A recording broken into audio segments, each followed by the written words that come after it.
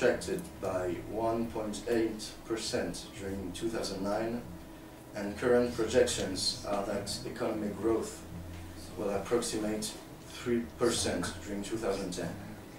Thomas, what about the inflation quote? Yeah, the inflation quote is still very high. It's still very high.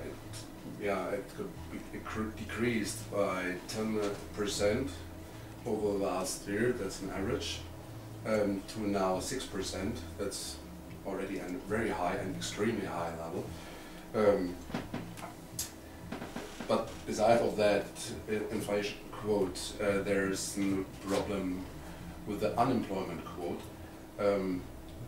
South Africa didn't manage to reduce these quotes to a normal quote.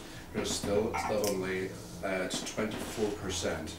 24% for South Africa unemployment. It's a very high quote. John, what about the structural effects in South Africa? So in the 2010 FIFA World Cup, matches occurred in 10 stadiums, 2 in Johannesburg and 1 in each of the other 8 host cities. In the end, together, the 10 stadiums would host 64 matches and seat more than 570,000 people during the course of the tournament. So 5 of the 10 stadiums already existed but were upgraded, and the other 5 stadiums were built from scratch. Okay. Thomas, is education a structural South Africa problem? Yes, of course. Back to my last answer. That's the main reason, because the unemployment rate are so high. They have a structural problem with the education system. As soon as the people are educated, they immigrated to the first world countries. So they flee, or they left the land, or because they see that in the other lands there are much better there is much better payment, better infrastructure, less crime, and other lands are more economic stable. Okay. Let's have at the end of our interview a short outlook of South African problems. John, what do you think about the future problems of South Africa? So the economy is growing, but not fast enough. It needs to grow by 6% a year if it's to make any dent in the official unemployment rate of 31%.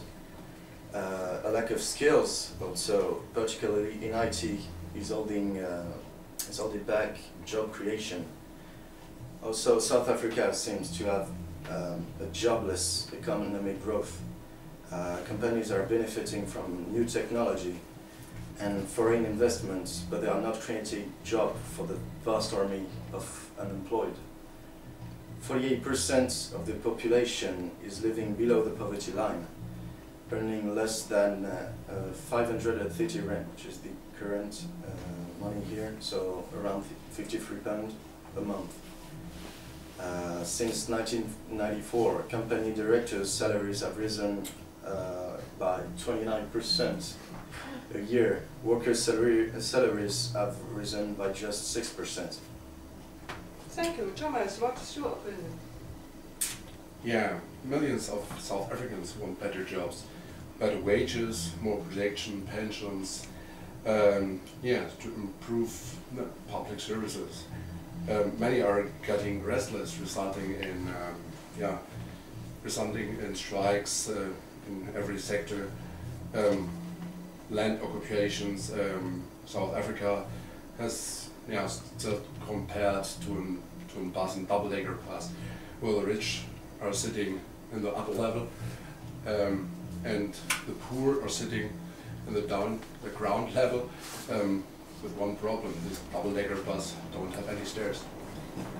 Thank you very much. This was our interview. Bye-bye. Bye.